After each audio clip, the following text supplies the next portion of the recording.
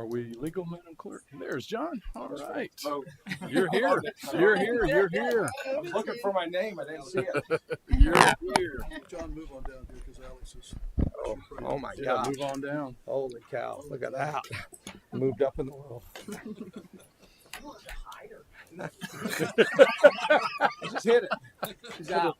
We should have put a little baby pacifier by her name. No. All right. Let me call to order the special council meeting for this Tuesday, June the 9th. Before we begin, we just want to congratulate Council Member Alex Crosby and her husband Davis for the birth of their healthy little baby boy. 8 pounds, 12 ounces. Yes, sirree. She gets a medal. So she has a good reason not to be here today. That was Friday, by the way.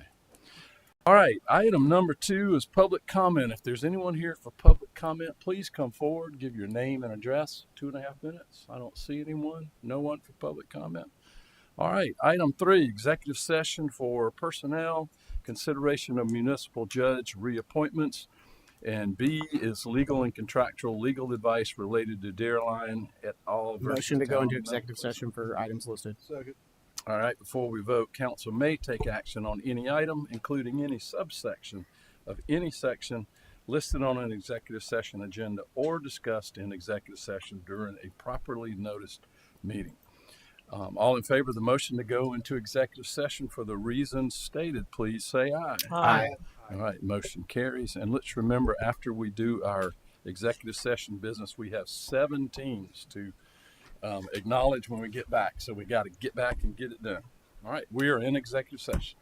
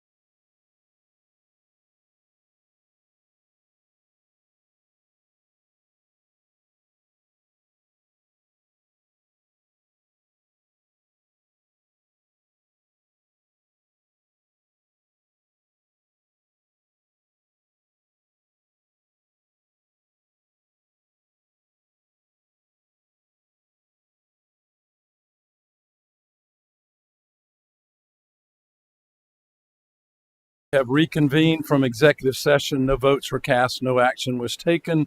Do we have some motions resulting from the information received in executive session, please? Yes, sir. First of all, I move to reappoint the Chief Municipal Judge Thomas Hesse and Municipal Court Judges Kelly Young and Jack Sinclair. Second. All right. Motion second. Any discussion? All in favor, please say aye. Aye. Motion carries. Next, please. Second motion, Mayor, is to permit staff to proceed with negotiations as discussed in executive session. Second. A motion and a second. Is there any discussion? All in favor, please say aye. Aye. Any opposed? Motion carries. Thank you very much.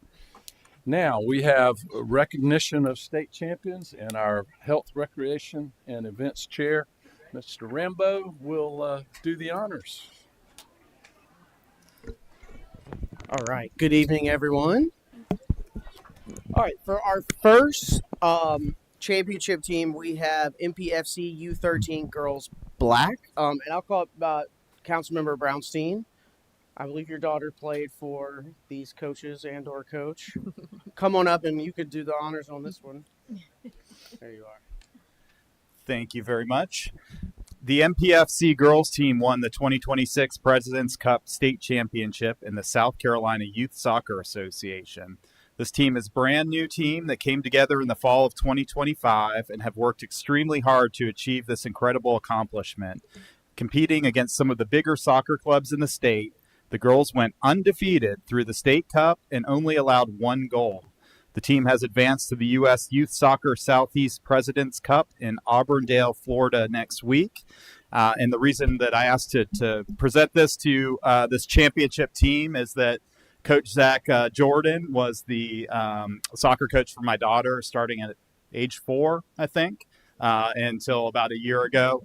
And this is a huge accomplishment for the Mount Pleasant FC, which is our competitive soccer program. I think that this program is growing tremendously as evidenced by our state champion girls here. So do want to recognize them as well as Coach Zach Jordan and Coach Morgan Atwell. So ladies and gentlemen, these are your state champions. Yay!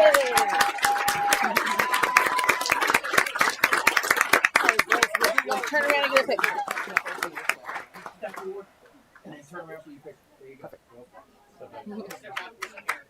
There you go.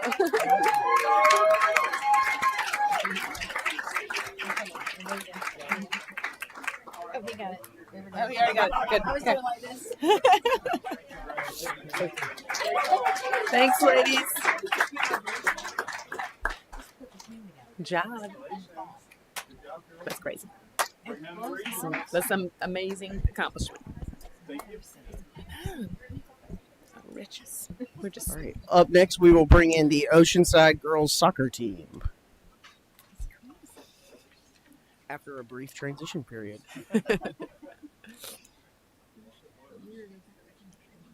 Mhm.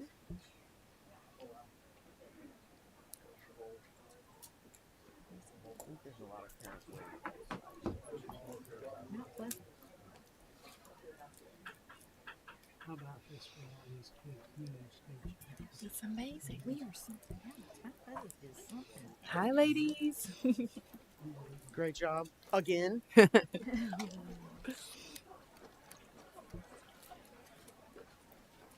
right. Great job, ladies. And my son is a senior this year. All right. The Oceanside girls soccer team continued its historic dominance by capturing its 6th consecutive state championship with a 4-0 victory over St. Joseph's in the title match. The Land Sharks were nearly untouchable throughout the postseason, outscoring their playoff opponents by a remarkable 35-0 margin. I would say that's actually untouchable, not nearly. Their combination of elite defense and explosive offense cemented another championship season and further established the program as one of the state's premier dynasties. The Oceanside girls soccer are coached by the one and only Mr. Mark Meyer. Congratulations. We'll get you to step that way and then turn around. Great job.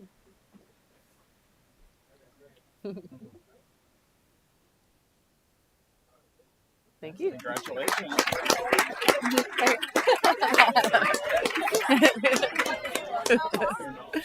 She and I work together at church in the 3-year-old room. So fun. Sunday school. Fun times.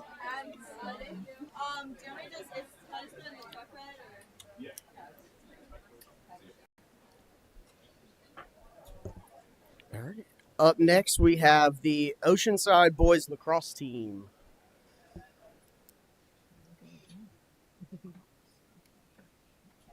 Hi, guys. All right.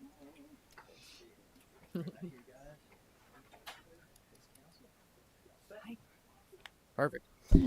The Oceanside Boys Lacrosse Team claimed its second straight state title championship with a convincing 18-7 win over AC Flora. Despite falling behind 2-0 early in the championship game, the Land Sharks quickly responded and took control, showcasing their offensive firepower and composure that defined their season. Their dominant finish highlighted the strength of one of the state's top programs. The Oceanside Boys Lacrosse Team is coached by Mr. Tom Harris.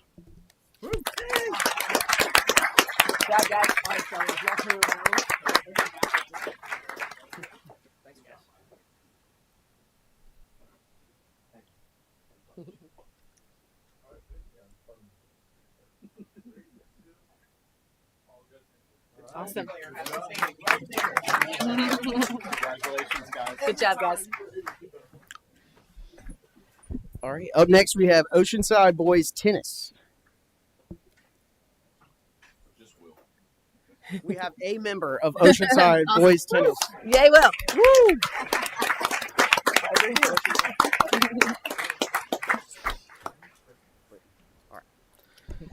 All right. Boys tennis, and particularly Will Britton, continued its remarkable run by winning its 6th consecutive state championship. The Land Sharks battled through a challenging playoff bracket that included a hard-fought victory over rival Philip Simmons before finishing the season with a dominant 6-0 win in the state championship match. Senior Luke Skillman added to the program's success by capturing individual state championship honors, further highlighting the team's outstanding season. The Oceanside Boys Tennis Team is coached by Mr. Sean Harris. Awesome. And we'll end. Great job, Will.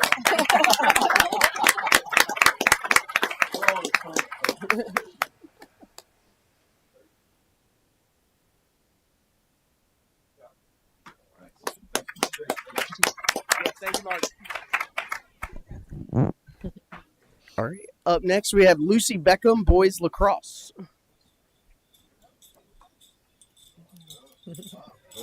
All the medals. I love it. Just coming in clanging. Well decorated. Love it. All right. Oh, I know that guy. Yes.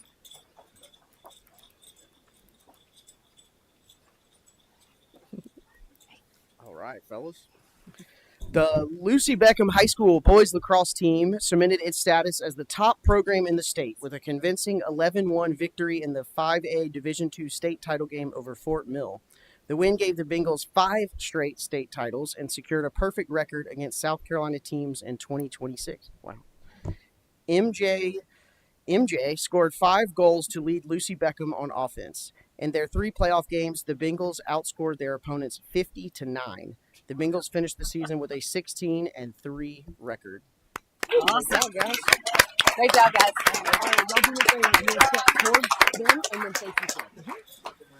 Take a picture.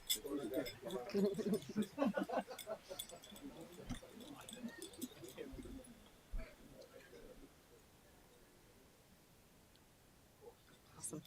Great job.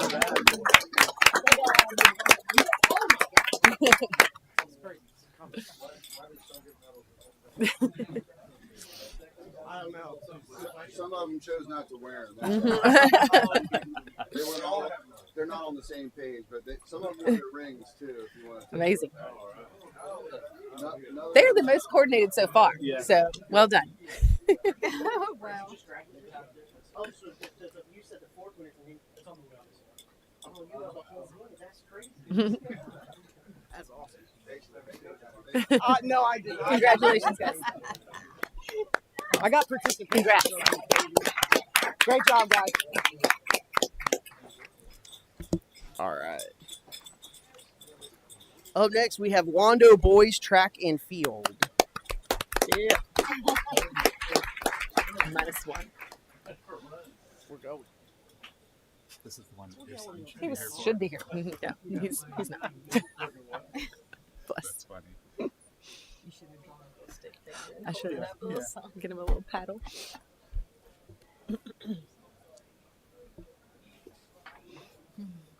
Hey, hey.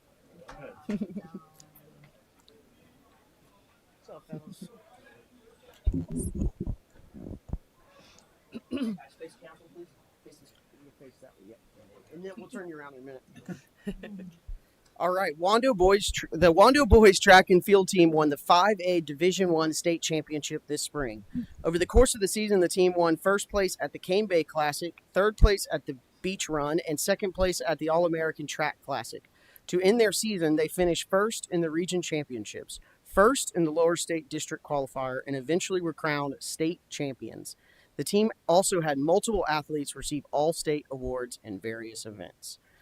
Please give a round of applause to the Wando Boys Track and Field. All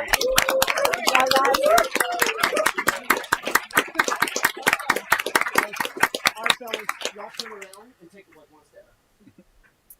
Yeah, take your picture.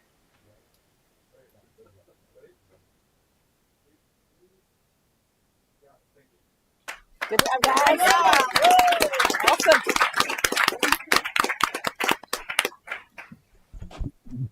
All right, and I'm out of breath. Thank you, Mayor. I yield the floor. That's it. Always wanted to say that. That's it. Y'all had like That's a lot of That was a lot. You did really well. All right. expect more. Now that we have recognized the state champions, and it seems like somebody was saying we get more and more every year here in Mount Pleasant, we have completed our agenda for the special council meeting. We will adjourn, and then we will reconvene at 6 p.m. for the monthly meeting. The special meeting is adjourned. Great.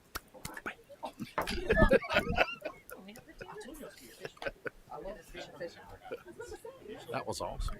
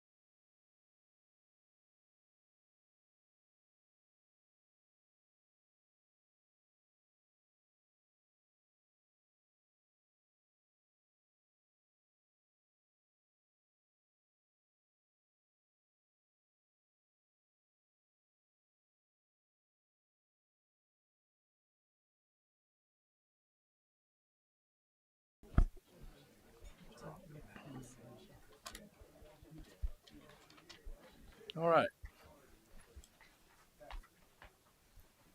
Everybody's ready? Let me call to order the town council meeting for Mount Pleasant for this Tuesday, June the 9th. Before we go too far, I want to mention to everybody that council member Alex Crosby gave birth to a 8-pound, 12-ounce little baby boy last Friday. So she has asked for, and we reluctantly gave her permission to miss tonight's meeting. But we love to see our Mount Pleasant family and town council family grow. So if you would please rise, we will have a prayer from Chaplain Rob Dewey and the Pledge of Allegiance by Mayor Pro Tem Chapman.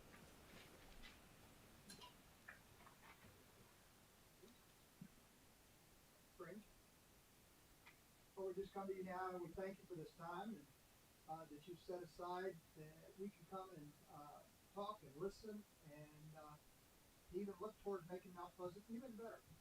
We thank you for the public servants that are sitting on the dais, that have committed themselves to listen and as we move ahead. Protect our first responders, hold them in the palm of your hands as we move forward tonight. We thank you and bless you that we can live in these United States of America where we can vote today and know that we're free. In your name we pray. Amen. Amen. Please face the flag. I pledge allegiance to the flag of the United States of America and to the republic for which it stands, one nation, under God, indivisible, with liberty and justice for all. Thank you.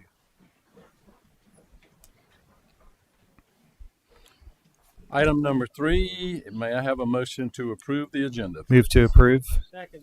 Any discussion? All in favor, please say aye. Aye. All right, the agenda is approved. Item 4, public hearings, awards, and presentations. There are none this evening. Item 5, approval of the minutes. Do I have a motion to approve? Move for approval. Second. Thank you very much. Any discussion? All in favor, please say aye. Aye.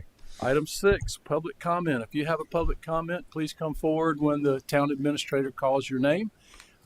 We need your name and address, and you have 2.5 minutes, please. Thank you, Mr. Mayor. First speaker, Reverend Rob Dewey.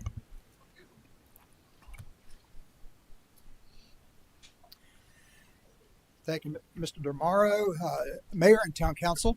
I rise today to speak to the luckiness and blessed that we are to have our police department that we have. Recently, I, about a month ago, contacted the assistant police chief, and within 2 days, he had turned it over to a sergeant who called me at home 8 o'clock one night, which was perfect to address my concern. And the concern is what we've seen in the Old Village and what the police are addressing at Moultrie Middle School. But in the section of town where I live, we have been seeing a lot of 10-year-old, 12-year-old children drive golf carts, running us off the road. I recently got the middle finger from about 4 e-bikers. Gives me something to preach about. I appreciate that. But our neighborhood has grown tired of it. It was a conversation at a wedding reception I was at on a Saturday night. And then on Monday night, the sergeant calls me and made me feel rest assured that they're looking at it. So I appreciate that. Kudos to our police department. Thank you. Thank you. George Freeman.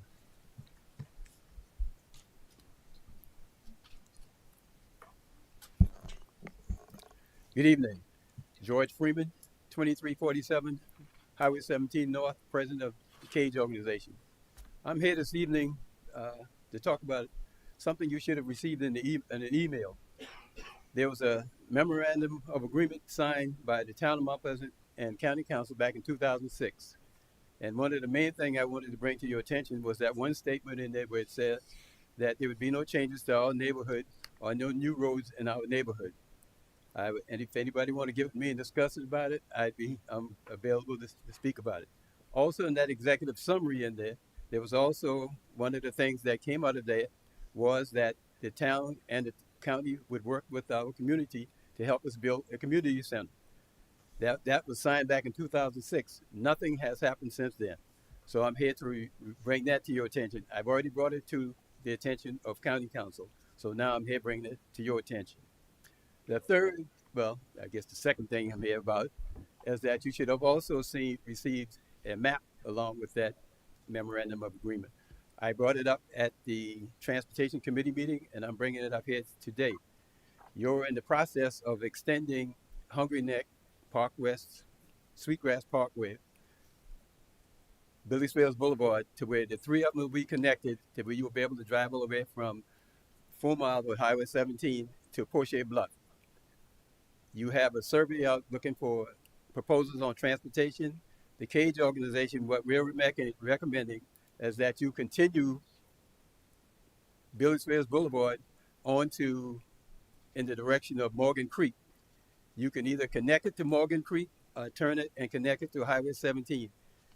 Either way, you'll have a parallel road that can take peak traffic all the way to Park West, providing ability for residents north of Mount Pleasant to be able to get to their community without getting on Highway 17, especially the area between Long Point Road and Porsche Bluff. If anybody has any question about what I'm saying, I'm available to talk with anyone about these subjects. Thank you. Adam Newman.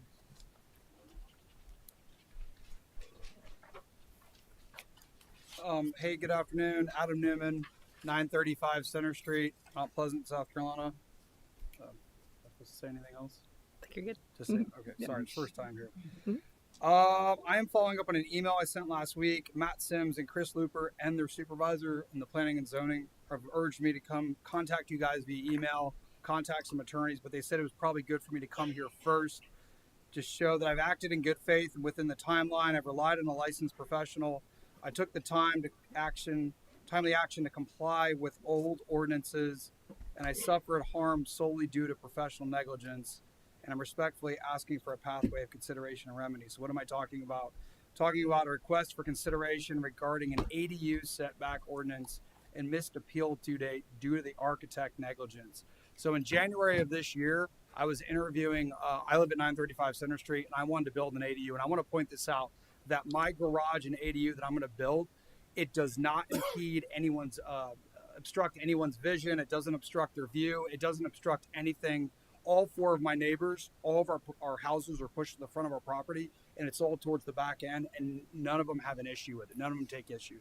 And I can provide any testament to that. So interviewing architects, I found one named Jeremy Kruska Designs, very persistent about me having to hire him. He lives in the old village. He knows the old village, knows everybody upstairs, knows everybody around. He's going to get it done. I hire him, even though I was interviewing three other ones. I paid him, signed a contract. He had a month to get the garage and ADU submitted. He did not do it, and he did not tell me until about 2.5 weeks after that February deadline was missed. At which time I went upstairs, I met Matt and his boss, I forget her name, and Chris eventually. They were helping me out. They said, you and Jeremy need to apply to this March special ordinance meeting or whatever. Jeremy got on an email thread with them. Jeremy got the whole thing set up and applied. He told me not to show up to the meeting. He went to the meeting. He did not go to bat for me. He literally just stood up, said his name. I had friends that were at the meeting and told me he was basically did little to nothing. And then I got denied at that special meeting in March.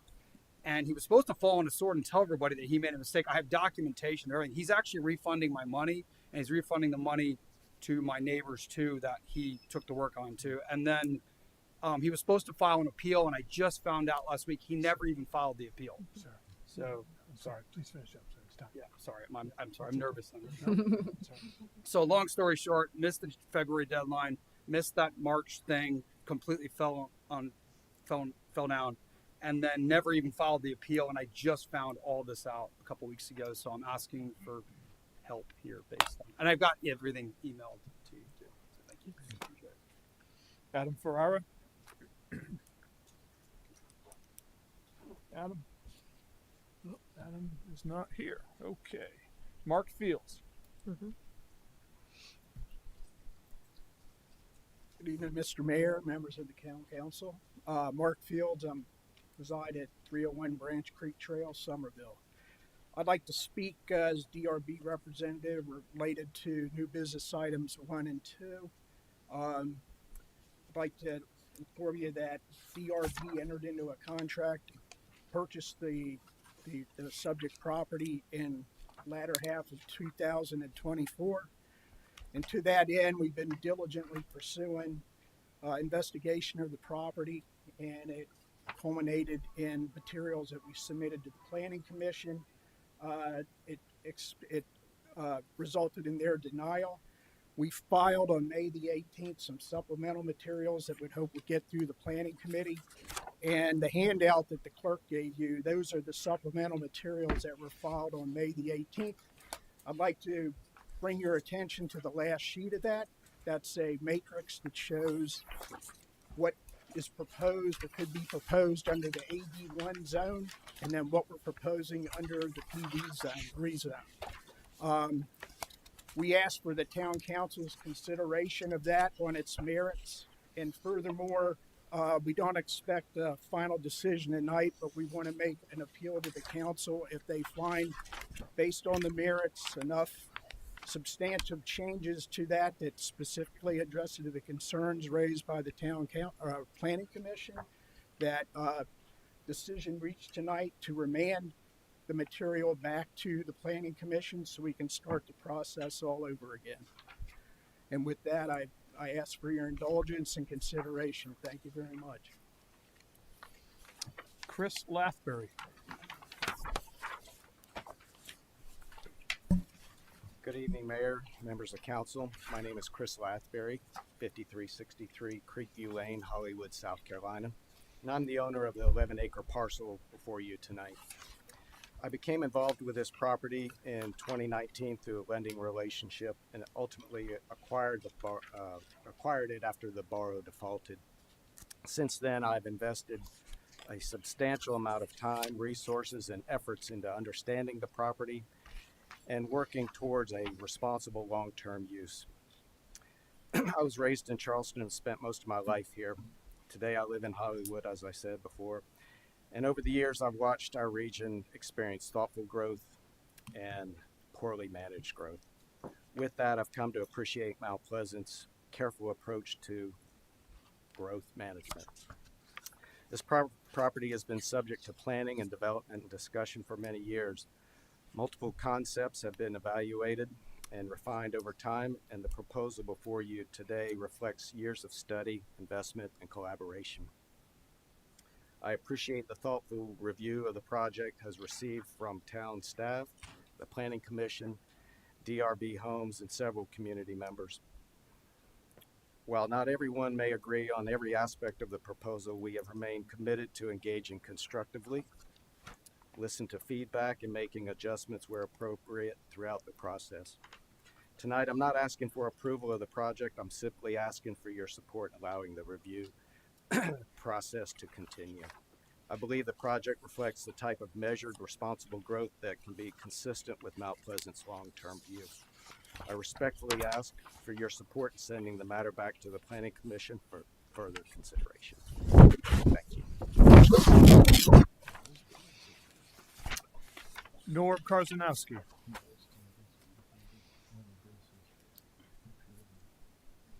Good evening, Mayor and members of the Council. Norbert Shonowski, 807 Apcaw Way, Mount Pleasant. I am here today in support of the project as it was submitted on May 18th with the new supplemental information, and I'm also in favor of remanding it back to planning for reconsideration. There's been some substantial changes, very good changes. My 3 points that why I support this project on Highway 17 is one, I drive by the site on an almost weekly basis on my Costco trips, and I think the project integrates well with that area. I think the architecture is great. I think DRB has a great product. And of course, Mount Pleasant Design Review Board gets the final say on that. Additionally, without maximizing the density, you can see on your handout there's a lot of green space. I think it looks really good. Number 2, there will be now 8 affordable units with the same style and quality to aid the need for the workforce housing in the area. It's Denise Marie Fuego that submitted a support letter. She's with the Housing for All. I had the opportunity to sit in person at her meeting with DRB, and I can tell you she's fired up. She's excited to see this thing through. I think it's a great component, the 8 affordable units for this project.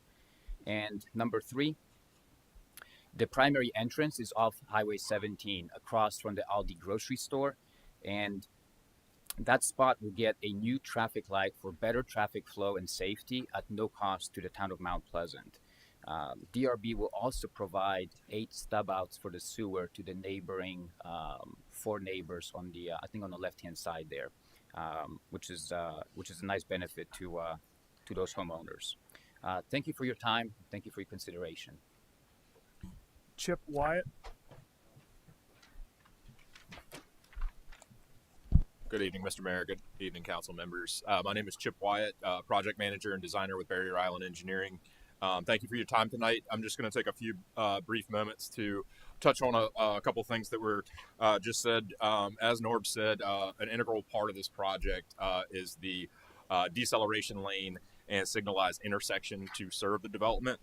The TIA has been performed, a very detailed TIA that factors in all of the components of this development, has been prepared, submitted, and approved by SCDOT in the town of Mount Pleasant to date. And again, this will provide purely a signalized intersection with a dedicated decel lane to provide single access into this development. Also want to touch very briefly on the gravity sewer. We understood that there's some existing homes in the area that could really benefit from being on the public sewer system rather than private septic. So what we did as we were thinking through the utilities and the vertical design of those utilities throughout this site, we provided gravity main access to those residents, and we have demonstrated the ability to provide sewer stub outs to serve those properties without grinder pumps. So the homeowners there could very easily and inexpensively, relatively speaking, connect to that system. The last thing I wanted to address that I know is a big concern in regard to the buildings within this development is the building heights. The commercial portion that's up fronting 17, which will be the visible component of the PD, those buildings are approximately 27 feet, so single story. And then subsequently the townhomes towards the back, we've done some work and tried to figure out a way that we can get the height down on those. And I think what we previously brought you, I believe, was 50 feet. And we are now proposing the townhomes at 40 feet. These were just a couple of the items that we've been working through in detail as part of these supplementary materials. And I thank you for letting me present those to you tonight. Bennett Rogers.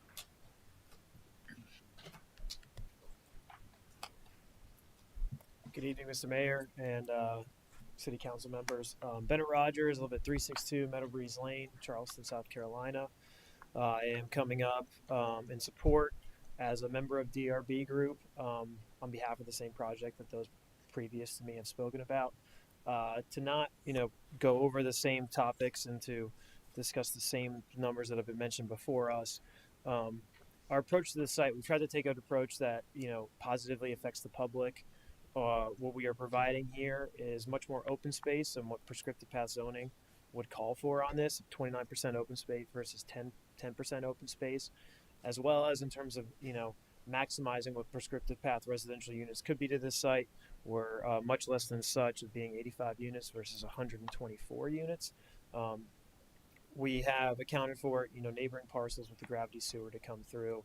And so we feel like we have taken, not much of a, development velocity approach to the site, but a lesser impact than what is prescribed through the AP2 zoning currently, as well as something that intertwines well with the community. It is buffered from Highway 17, a 75-foot buffer on the commercial side, and much, much further from Highway 17 on the residential side with the pass-through Drew Bryant Court right away, as well as providing, helpful interconnectivity in that area and added a traffic light, as everyone has mentioned before me. So thank you for your time. J. Paul Smith.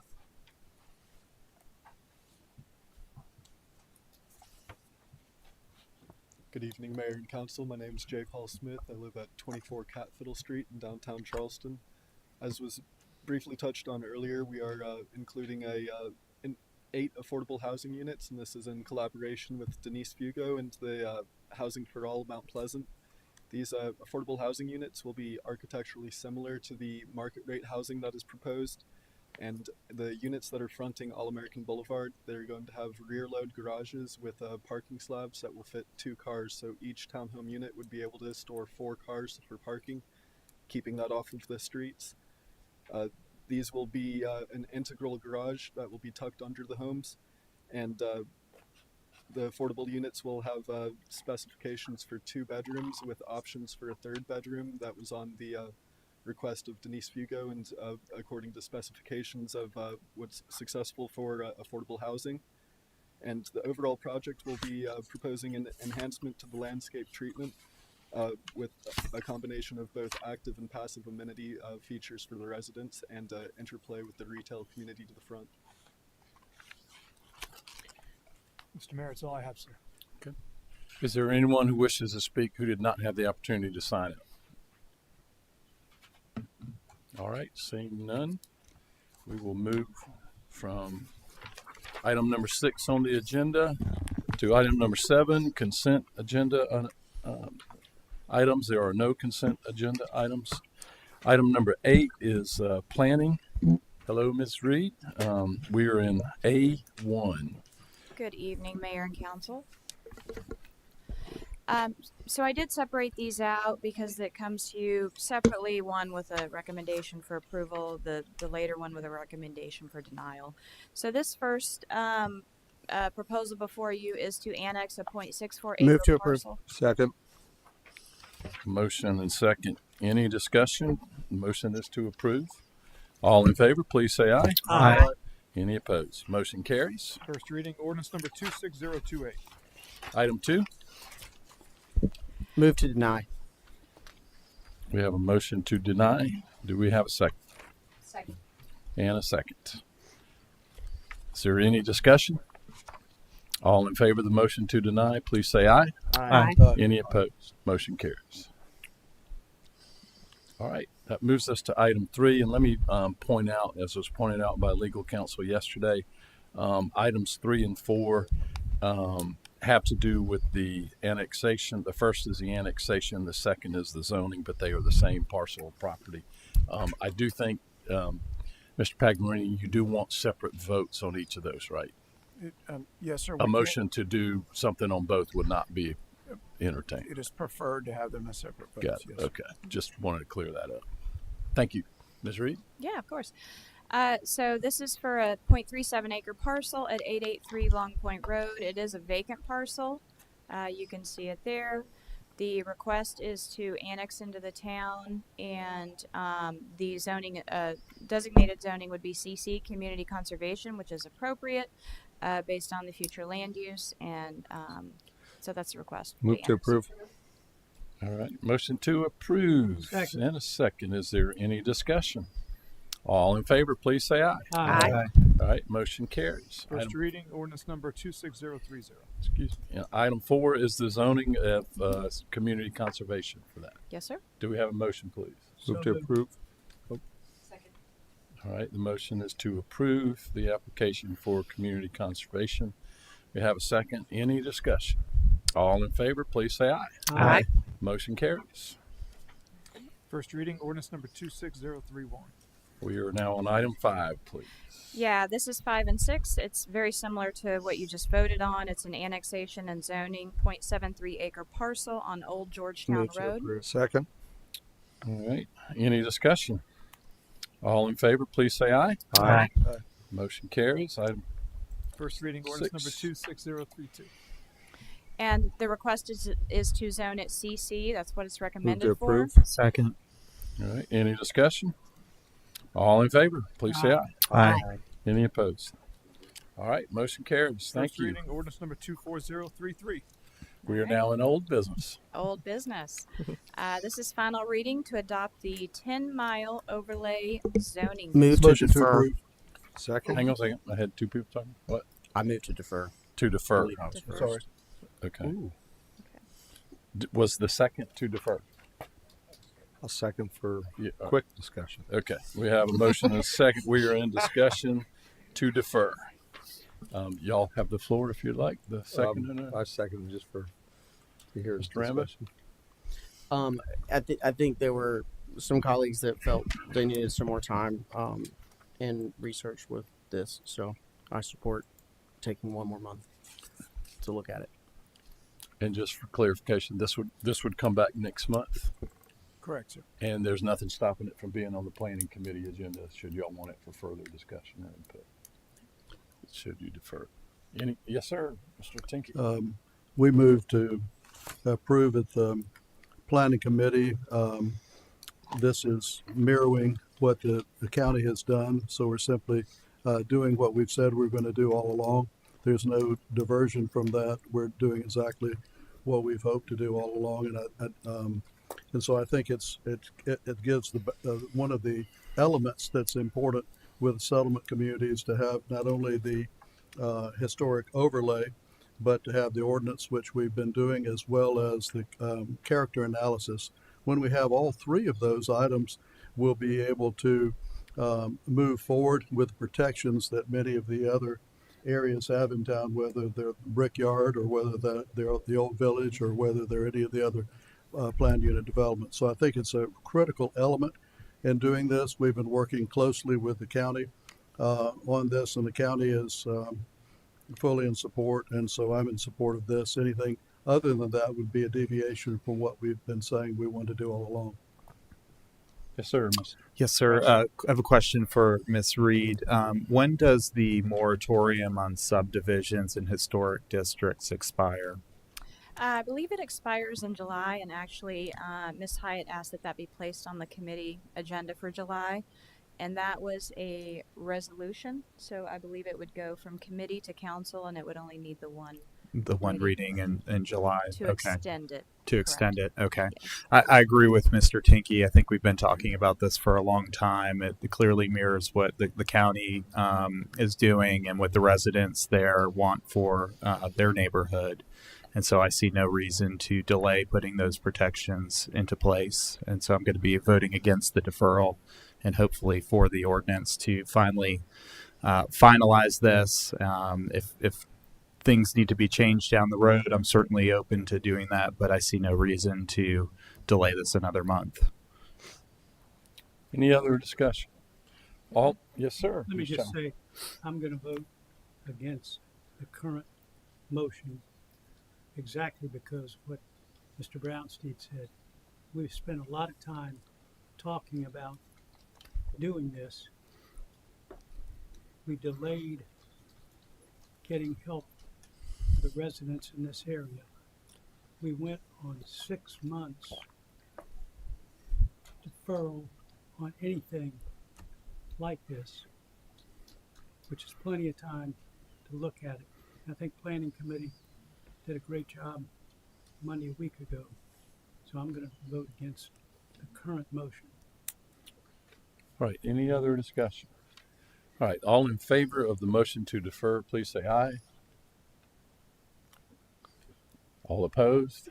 No. No. All right. Fine. It wasn't my idea to defer. I'd like to move to approve. Second. To approve. All right. We have a motion and a second to approve. I don't think there's going to be any discussion. All in favor, please say aye. Aye. All right. Any opposed? None. Motion carries. Final reading, ordinance number 26026. Committee action items, Planning Committee. This is from their report. Ms. Reed, if you'd just like to go into it a little bit. Yes, sir. So there should be a report attached to your agenda. Just briefly, this has been kind of going back and forth between the Planning Committee and the Planning Commission over the last few months. The first thought was to look at all PI properties that are recommended for a PI but not zoned PI. Then we kind of honed in on the schools and the churches, and so it went back to the commission in May. The commission said they could see that there may need to be some cleanup, but they wanted to perhaps look at it when we do the next comp plan, revisit the PI recommendations, and then rezone them all properties in accordance with the future land use if that's still appropriate. At committee, the committee said they wanted to move forward to town council to go ahead and look at rezoning church and school properties that are zoned R1 and R2, but they're recommended in the comp plan for PI. And so that's the recommendation to you. I can, in your report, I did include a list of all those properties. Most of the school properties are These are the only ones that are not already zoned PI, not in the PD, those sorts of things. And they are all owned by CCSD, I'm sorry, except for the two by Trident. And then we had a list of all of the churches. And so I did include those and just kind of teased out all of the things that probably should be considered if, oh, and it's not on there. If we do follow through with this rezoning, we may need to consider a few things. For example, in the, and this is just one example to consider, is that there may need to be a text amendment that goes along with this. In the PI district, for example, there's no allowance for residential uses. So that would mean if a church has a parsonage for their pastor, they wouldn't be allowed to have that. So we may just need to tweak some things if council wants to go through with this. But the request from committee is to rezone all church and school properties to public institutional in accordance with their future land use. Yes, sir, Mr. Brownstein. Yes, I have some questions. Has the town rezoned all of its properties to PI? No, the town has, I have a list here. The town owned properties, there's actually 17 properties that are owned by the town that are recommended for PI, and here's the rest of the list, but they're recommended for PI but not zoned PI. Okay, so the town hasn't done its own properties. Are churches and schools allowed in residential zoning? So a school is a conditional use, and the conditions are design. It has to meet certain design standards. A church is a special exception through the Board of Zoning Appeals. So they're both permitted, one through a special exception, one through a conditional use. So schools and churches are legally able to operate under the residential zoning that they already have? They are legally allowed to operate, yes, sir. Has the town ever rezoned a group of properties on its own undertaking rather than an applicant coming forward and asking for us to rezone? Golf courses. Well, Mr. Pagliarini is saying golf courses, and I know that Ms. Farrell, when she was in this position, I think they rezoned some economic development properties. Okay, and what happened during that process when we rezoned the economic development properties? Oh, that was before my time. Good evening. Good evening. It was many years ago, but that was an action by council. They had established economic development on the comprehensive plan and then moved forward with the rezoning. It was a number of properties, probably a couple of dozen. It was a public hearing process. Some were ultimately rezoned, some were not. People had the opportunity through public hearing process to speak regarding that matter. Okay, so yeah, sorry. some were, some weren't, and the public was highly engaged. I assume in some situations negatively engaged. The property owners. Yeah, the property owners. Okay. Okay. Well, thank you. I mean, my reason for bringing this up is it just seems like a pretty big solution in search of a problem.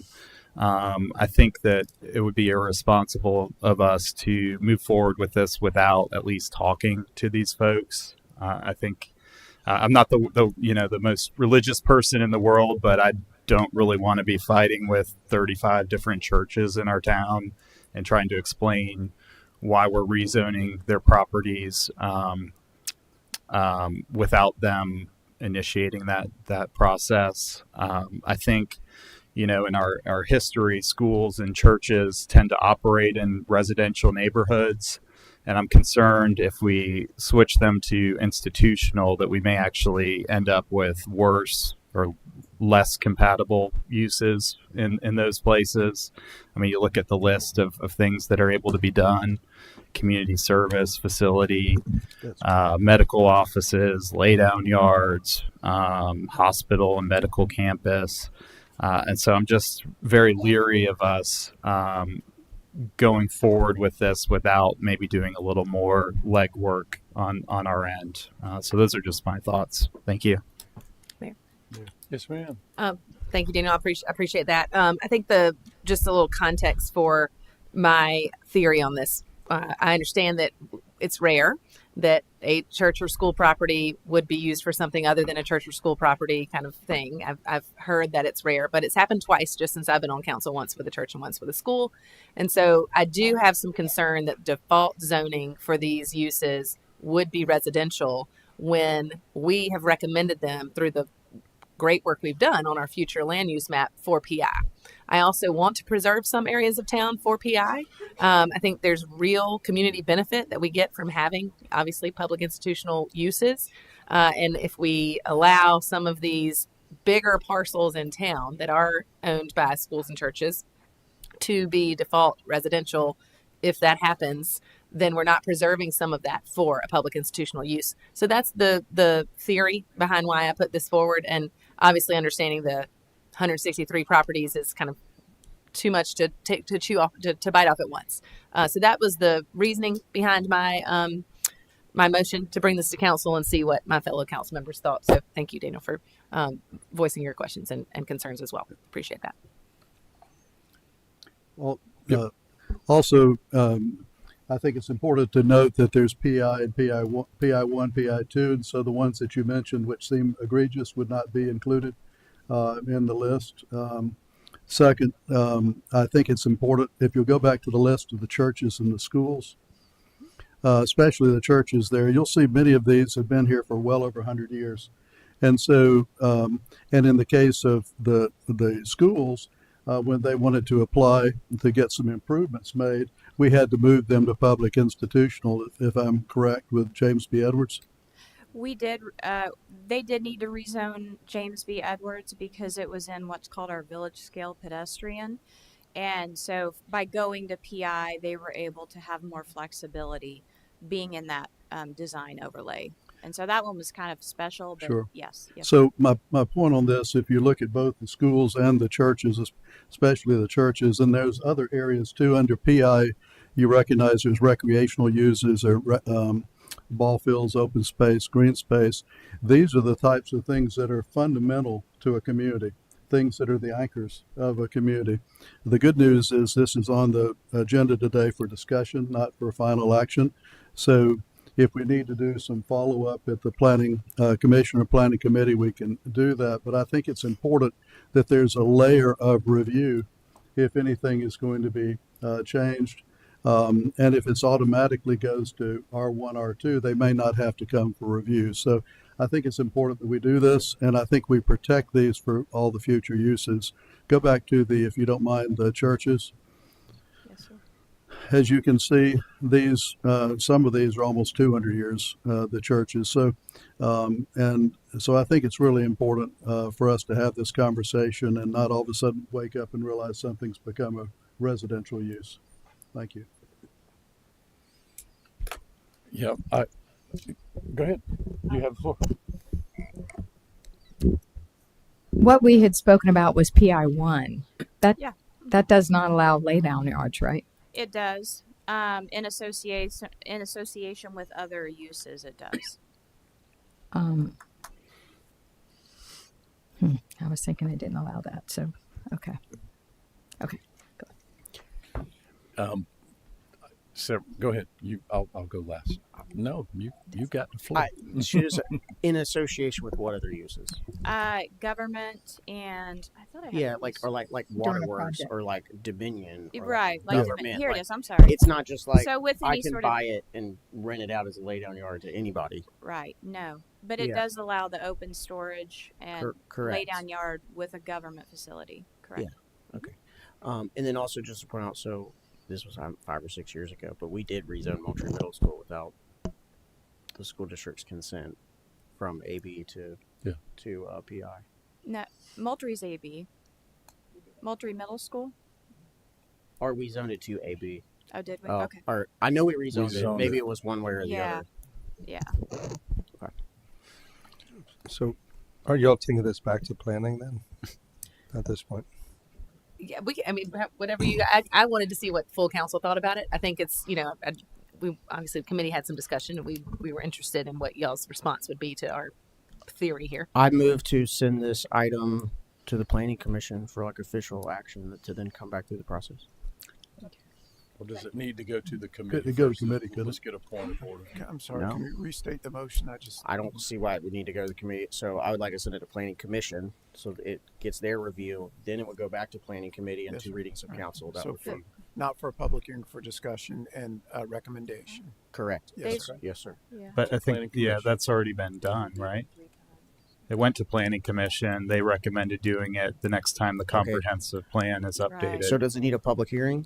Yes. Well, it depends how council, if the council has to decide, or committee at least decide what path to take so that we can advertise a public What was the quickest path? to to send it, to have a public hearing at planning commission. I send it to have a public hearing at planning commission as stated by the attorney. Okay. The question about that, does that mean you're moving forward and you're asking Yes. planning commission to, okay. In discussion, does that also, is that, but none of this goes into action until the comp plan? Is that the, or you're saying? No, it would go to planning commission for a public hearing, but it still would have to go back to planning committee and get 2 full readings of council as an ordinance. Correct, sir. If I'm not mistaken, I think the question is to rezone as PI churches and schools as presented. Is that the? I just Yes. want to clarify the Mhm. request. Discussion. You have to rezone them as a comprehensive list. Let's get clarity on the motion first, please. A public hearing at planning commission. Yes, sir. Okay. To consider To rezone To all the rezone properties all listed. of the properties listed. Correct. All properties currently used as a church or a school. That have the underlying zoning of R1. R1 or R2. Correct. And no other properties designated for PI, just those 2 Okay. categories? Okay. All right. For Is now. that the motion? Okay. Okay. And they have to be zoned R1 and R2. Do we have a second to that motion? Second. We have a second. Okay. Now we're in discussion. I want to weigh in. Everybody else has had a chance. I see a picture of my friend Dick Jones up there, who I knew very well. I loved one of his sayings, I feel strongly both ways. He used to say that all the time. Yes, we went through the most, we actually took an extra year on the last comp plan, right? We remember we were supposed to do it 1 year. We gave another year. And we had that, what did we call it? The committee of residents, 40-something residents met for a year. So they did the hard work of deciding what the future land use for those ought to be. Without that zoning there in the housing market that we're in, it really doesn't matter, because if it's R1, we could end up having none of these places for public institutions, for public stuff. So there is a fine line, but there are some that, we can't pull the rug out from under their feet. So I don't think that every one of these, in my opinion, is going to be PI1 or PI2 or something like that. Some of them you don't want to have a lay down yard, or I saw sports complex. You got a nice quiet church or school, and next thing you know, you got a sports complex that's going to, drive into town at night and see the lights and all the stuff going on at Cheryl Woods Flowers Field. So it's going to take work, but I agree with the motion and I support the motion, but I don't think every single one of those 163 properties is necessarily going to get rezoned. So that's why we need to have the hearings and the input. Yes, sir. My thought is there's, following up on my thought there and yours, there's an awful lot of properties here. So I think really even before we go back to the planning commission, or if we go back to the planning commission, we should do some due diligence. In other words, with each one of those, how long have they been here? When was the inception? What has been its use? The churches and the schools, and I think we're going to find that they may separate themselves out as to what the use is and where they're located in their areas. But I think it's important to know how long they've been there, and also the detriment if they were not there in one of these communities. So just from an age standpoint, I think it's important to know what their uses have been and how long that use has been, and so we may see some areas that have changed, but just a little bit more research so that we don't just send it back to the planning commission to do the same thing they've done all along without some more due diligence that shows that we really studied each of these properties. Yes, sir, Mr. Bronstein. Yes, thank you, sir. So if this gets sent back to the planning commission, you all are going to go around town and put out 40 some yellow signs in front of churches and schools advertising that there's a rezoning application pending in front of the planning commission. Yeah, there will be, we'll be required to send certified letters to every property owner. We'll have to post every property that touches a public street, and then it'll be posted in the newspaper. Okay, so I'm just, go ahead, sorry. No, that's. So I'm just envisioning myself as the leader of a church, which obviously, knowing me, is never going to happen. I'm going to walk into my church and either receive this letter saying that the town is rezoning the property that my church is legally operating on and has legally operated for many years, or I'm a parishioner and I'm going to my church and all of a sudden there's a yellow sign out in front of it announcing that there's a rezoning application. I just think this is creating a huge mess, and people are going to want to understand more about the context of what's being considered, why it's being considered, what the implications to my church are. And I think it would be a mistake to move forward as quickly as this board seems to want to. Just yes, sir. Isn't the comp plan where this belongs? Or what are we, 4 years then away from going through the comp plan again on this? I mean, isn't this kind of time and energy typically where that goes? Or I'm down hearing anybody. I guess it's a vote of council at any point. So to be technical, I mean that's the future use plan and the zoning are not actually the same thing. Right. And we went through this for 2 years. I don't know how many hours of public meetings, public hearings, and all that for the comp plan. We have done this, right. But what we haven't done is do the zoning to match the future use plan. And this really only, I didn't get to see all of those, but how many of these 163 actually have R1 or R2? Is that on the list? It may not be every single one because we know some have AB, right? But it is just the ones that are R1 and R2. Right. And it was most of these here listed. Okay. Is there a way to do this and get input and talk about unintended consequences and things without it actually being something that requires notice and the yellow signs? Is there a way to have this discussion so that we can get input and see what the magnitude of this issue is across the town? Yes, sir. As was suggested prior, it could, for example, go to Planning Commission without a public hearing for that sort of analysis. Again, some of which has already happened with the Planning Commission, but that would be one way. Of course, continued discussion at council as well as committee. Could we amend the motion so that we don't have to have 163 yellow signs around town on every school and church? Because what we really want to know is what the consequences will be, and if this is even doable without it being them getting a letter. I mean, I can't imagine the church boards and the school boards that are going to be calling and saying, what in the world is going on? Yep. Mayor, I think it probably could legitimately go back to Planning Commission because they didn't talk about necessarily just schools and churches, which is what the committee then talked about. And so I do think without a public hearing, they could do some more analysis around those two, if that's what we want. I'm sorry. They did. So the recommendation was to look at churches and schools. Mm-hmm. Mm-hmm. And that's what the committee sent back to the commission. And so the commission has considered that. Sorry. That's okay. And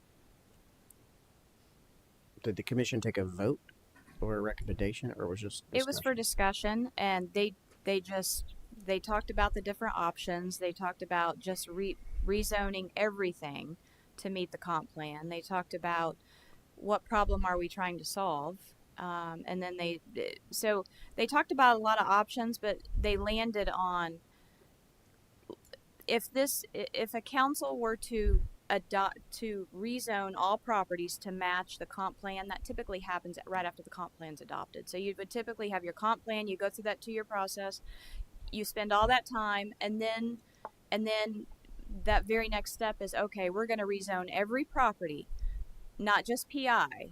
But if I'm recommended for something else, you would rezone every property to match the comp plan. And some municipalities do that. But that is what typically would happen when you have these rezonings to match. It comes right after the comp plan, and then you rezone everything to match, because it has been such a long process. And it's been a public, the comp plan forum, they did meet for 2 or 3 years. And so that's typically how it works. But I forget what the question was. Well, but council can take that action at any time, obviously. We passed the comp plan in 2020. It was originally going to be 2019. We passed it unanimously in 2020. We're in 2026. So that work was done 6 years ago, and it won't be done again for 4 more years. Yeah. So, I'm sorry, what? It won't be done for 4 more years. So, talk about doing the work. That work was done. I mean, everybody up here was not here. We were here when that work was done. We're just following through on that work that was done. I would just like to see the discussion being had and people coming and giving input when they see it on the agenda, without them getting that letter saying, we are going to rezone your property, or there's a hearing to rezone your property. Just discuss the concept and see the magnitude of the issue that we're on. We might be opening up some places that we absolutely don't want sports complexes and lay down yards and medical campuses and things like that because of the traffic they drive. But we don't know until we get down to this level. Why we didn't do it earlier? I thought we were doing this when we did the whole zoning thing, but we're not. But we didn't. So I would like to ask to amend the motion just to take the public hearing part out. Let's have the conversation, have people come speak to the committee, to the commission or the committee. But if it's a public hearing, there's going to be 163 zoning signs up around town. I have a question. Yes. Could we have those? We could have those discussions in committee. If we're not going to have a public hearing, then it wouldn't have to go to commission. Of course, yeah. So we could amend it, just send it back to committee to have more of those discussions if you feel better about it that way. Just thinking about it having been on the committee and commission agenda for probably 3 or 4 meetings now, and we haven't had anybody here, the word's not out. So I'm afraid if we just put it on an agenda, nobody's going to come. So perhaps we start reaching out to some folks, not a certified letter, but we start reaching out to some of these and let them know this is going to be on an agenda and it's under consideration. Because if we don't do anything more than what we've already done, I'm afraid there's not going to be anybody here. Okay. But if we don't want to send a certified letter yet and actually take the action to rezone them, then perhaps planning staff can start reaching out to them and just let them know that it's going to be on an agenda. If that would be appropriate, we could do that. I would think it would. I agree. I don't think anybody's coming unless you do send a certificate. And even Right. then, I highly doubt most of these, the Diocese of Charleston, or I highly doubt most of these people come. Maybe they do. Maybe I'm wrong. I don't know. But I think you need to have the action. It doesn't mean we're doing it yet. It just means there's going to be a public hearing. So then you get the certified letters, you get the yellow, then you get the feedback. I mean, I feel like we're saying, oh, we want more feedback. I just don't think you're going to get the feedback until you have an action to take. Yes, sir. I think that what we're trying to look at is we've got these long-standing uses that go over 100, 120 years. We simply want to have the ability, if somebody wants to take a church or a piece of a church or and sell it, we want the town council, since it is part of the comprehensive plan, it has had such due diligence on it. We want that to not go to staff and get approved. We want to make sure that we can see that. I mean, it's important to know what these uses are going to be. If you took a church out of an area, or you took a school out of an area, you took a playing field out of an area, we would at least want to know. And what's happened doesn't mean we deny it, but at least we have a discussion about it. And so I think that's important. We've gone the other way too. We've had public institutional recently, and we've changed the use of it. because it came to a council and we discussed it. And so it's just a matter of having that discussion, and whatever that mechanism is what I would be in favor of. Can you read us the motion again, please? Can I ask one procedural question? For the sense of like expediency, could the public hearing be at the first reading of council and not at the planning commission? That's what people have or does the public hearing need to be at the planning commission? Yeah, we have to do it there. Yeah. All right, I'm keeping my motion the same then. Okay.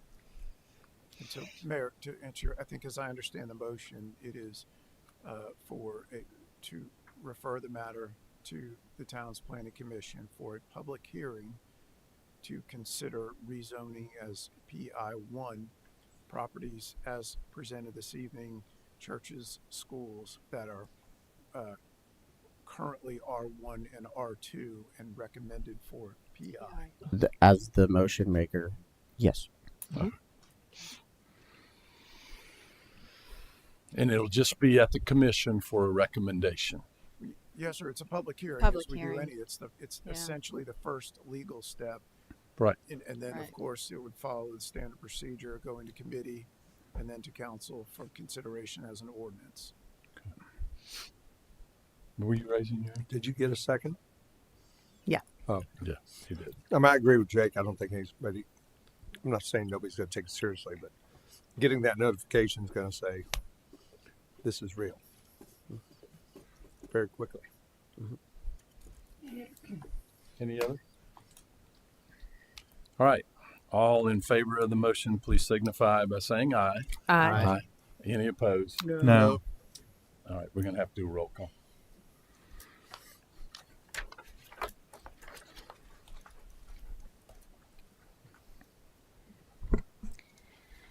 Mr. Rambo. Yes. Mr. Rambo votes yes. Mr. Tinky. No. Mr. Tinky votes no. Miss Whitaker. Yes. Miss Whitaker votes yes. Mr. Brownstein. No. Mr. Brownstein votes no. Mr. Chapman. No. Mr. Chapman votes no. Miss Crosby is absent. Miss Hyatt. Yes. Miss Hyatt votes yes. Mr. Icofano. Yes. Mr. Icofano votes yes. Mayor Heaney. Yes. Mayor Heaney votes yes. All right, 5-3, the motion carries. All right. That concludes item 9. Item 10, there is no council new business. There is no council old business. Item 11, as we adjourn, this council meeting stands adjourned.